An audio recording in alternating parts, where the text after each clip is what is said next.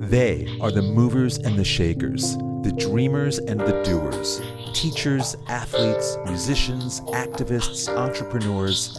They are the men and women that have made and continue to make Huntington Beach such a special place.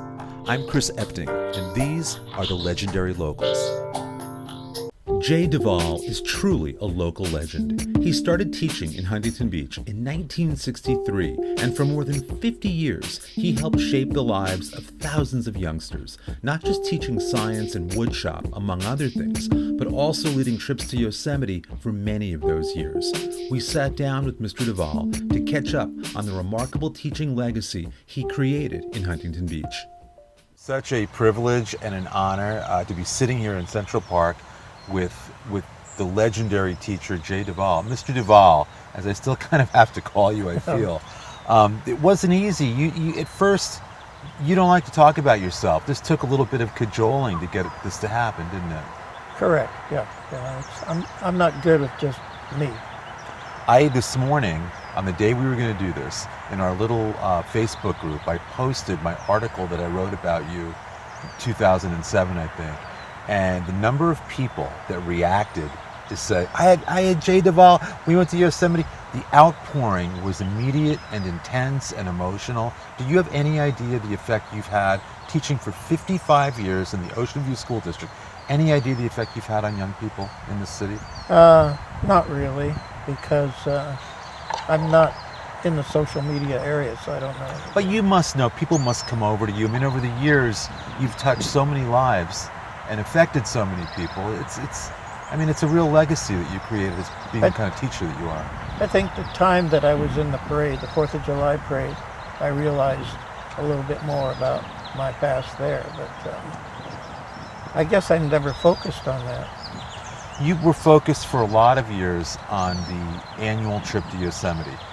I got to chaperone one year when my son went. Talk a little bit about the origin of the program and how it started and what your role became. It started back in the late 60s. We actually initiated and did it in the 70s. But it was Rod Collier and Jim Anderson that we all took turns being chairperson in the GATE program, which was called MGN then. And we sat down and hammered out something, and then they came up with the idea, let's do a Yosemite trip. And we all laughed. We better have a second trip, in line. I went to the board, and the board sat there. This is when we had doctors and lawyers and dentists as our board people. And they kind of looked at each other and they said, why not? Well, we just about fell through the floor, or Rod did. So that's where it started. We put it together, and it was unique. We rode school buses. Thousands of kids did that trip. They would earn points, right, at school to sort of decide what hikes and things. It was a good system of responsibility and work ethic to kind of earn your points up there, right? Yeah, we learned through years of doing it how to motivate the kids in working harder for the trip, because we could only take so many, and usually the number of students that wanted to go got to go, financially or non-financially, because we had awards, we had scholarships too, but it was great. When I was up there with you, I remember you telling us about the fact that one of your first trips up there was not long after your dad had tragically passed away in an accident, and you needed to find yourself, and that place became very sacred for you, didn't it? Yes. Yeah. It was basically the first trip to Yosemite with students after we lost Dad, that it became that important to me. What was it about Yosemite that touched you the way it did? Because you were up there, you were like a motivator, a teacher, a counselor. You were doing everything up there, and you were clearly really inspired by the setting up there. What is it about Yosemite that did that to you? Anytime you can take young people out into nature and change the way they think about life, that's inspirational. And our little people that we took were so open to this. And it was a good time. You know, it's a time that teacher could be a friend, a buddy, instead of a teacher. You know, it was a time a student could be something more like a family. It really was like a family. You also told us then that there was one of your earliest trips, you ran into a fairly well-known photographer out there in the meadow. Tell us that story if you would. Hard to remember everything. We were doing a hike. It was a photo landmark hike that we had created. Most of our hikes were just, we didn't ride a bus here and there. Right. We walked. And I've always admired the black and white photographic work that Ansel Adams had done. And he had a class up there. And in those days, I always wanted to take it because I taught photography at school at that time at Rancho. And black and white photography was the number one thing, you know. And I saw him with a group of people, and it cost money to be with him. So when we started hiking towards him, he was on the path, and we took the kids and said, let's walk around, you know. Well, he called us over. Ansel Adams. Yeah, he called us over. He said, come on over, you're not going to bother us. And I didn't know what the kids would do, because once they found out who it was, wow, you know, they knew. And he let the kids look through his view camera, and he explained a few things, and finally I could see the people that were sitting there were a little bit antsy, you know. So we dismissed ourselves and left. And he was really a neat person. What an incredible experience. He didn't have to do that, but that was the type of person he was. He was basically a teacher too. I noticed when I was up there chaperoning on that trip, there were guys like Dennis Masuda and some other teachers where you guys had a real brotherhood up there of teachers working together. Talk about some of those guys a little bit, your relationships with other teachers that helped out, that were part of the program. I think the main backbone of the trip was the teachers that chose to give up time to go, begged to go. And it was the parent chaperones that volunteered to go too.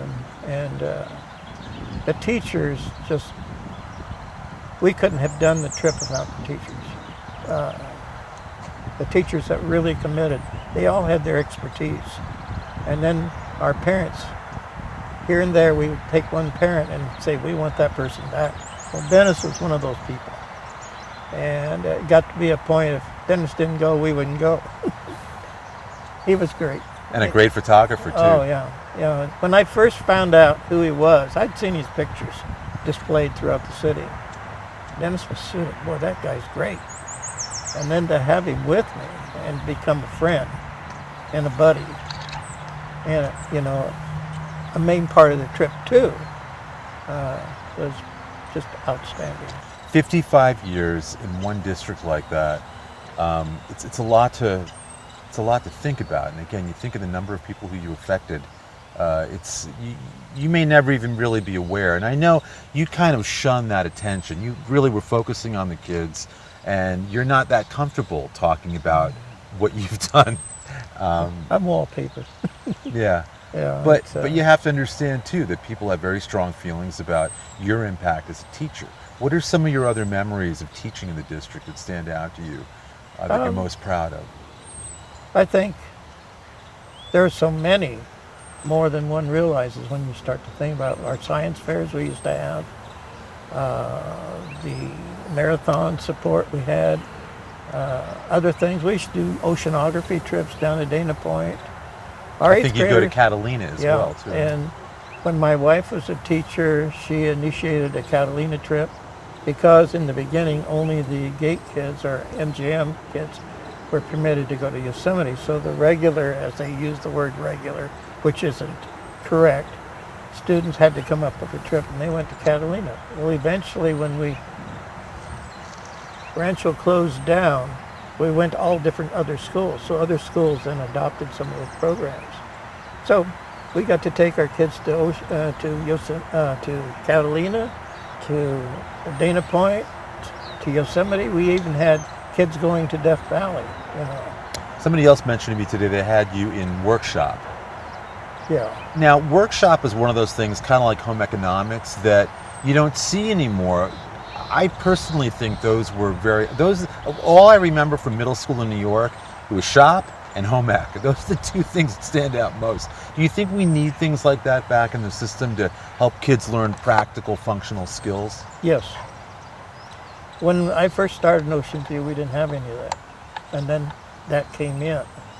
And I was, not bragging, one of the first people to have a wood shop, even though it was in the kitchen. We used to have kitchens in our schools. You know, there we are cutting wood out on a metal table, you know. But and then it became a part of the 7-8 program, having home arts and, you know, wood shop. And a lot of kids that don't have the success in, you know, in school had success in home ec or in wood shop. Yeah. Or in computers or whatever. You know, everybody has their own likes. And it was important. But then it got phased out because computer programs are the most important thing in the world. And robotics and stuff like that and all this new technology. You still can't take the place of wood shop. And my girls were my best wood shop workers. Can you believe that? The girls they just were the best. I also remember being up at Yosemite with you. If there were kids who were maybe needed a little bit more time and attention, who were a little more out of control, those were the ones you really took the time with. You really went out of your way to give them the attention, to explain to them why it was so important, to focus on nature and teach them what they could learn about the trees and the birds and everything else up there. That was important to you, not just the easiest kids, but the tougher kids, the projects you seem to really gravitate toward. I don't remember doing that. All you of them did were it. important. I watched you do it. I don't remember one was more important than another. Yeah, we had some ups and downs, but we were in a unique place, so you could really work it out quickly. Yeah, I used to love those night hikes where you would show kids the night sky and tell stories about the stars and the planets. You know, in some cases, kids had never seen like the Milky Way, you know, things you don't see with city light. Yeah. It was their very first experience being out in a place like that. I mean, some kids had been before, but plenty of them hadn't been there before. It was their really first time in a cradle of nature like that. And you and the staff really helped, I think, helped everyone appreciate it on the level that it deserved. It was our job, it was our goal as a staff, and the parents, you know, helping too, was to give those kids an opportunity to explore and experience something they'd never had before. I can remember kids going through the first snowstorm, you know, and I remember Craig and I just sitting and look at them. They're going nuts over this. You know, it just, it was just a great life. Do you miss teaching today? I miss being with young people. I miss having the opportunity. I have the opportunity every day to make a difference in this world with kids. I miss that part. There's other parts that I don't miss. Yeah. Well, listen, first of all, Jay, Mr. Duvall, when I wrote that article about you, you warned me not to do it. Yeah. And I did it. And I came down and to bring you a copy. You had seen it already. I think some other teachers had it, and you had an emotional reaction that caught me off guard. I think that even though you sort of shunned the spotlight, you appreciated the fact that people were paying attention to your efforts. And I think to everybody watching right now, they're going to be thrilled to see you. You look great. You seem in great shape right now, and I think that's going to give people a wonderful feeling, because again, there are thousands of kids out there, former kids, watching now that are going to be thrilled to see you and hear from you again. So I hope you understand now the legacy you have made. You are a legendary local. I don't look at it that way. I enjoyed what I did. I chose teaching as a profession. Was advised by my mother not to do it, but who follows their parents' expectations. But anyway, I had outstanding kids, I had outstanding parents, and I grew up in the best time in a career. Jay Duvall, Mr. Duvall, you truly are a legendary local.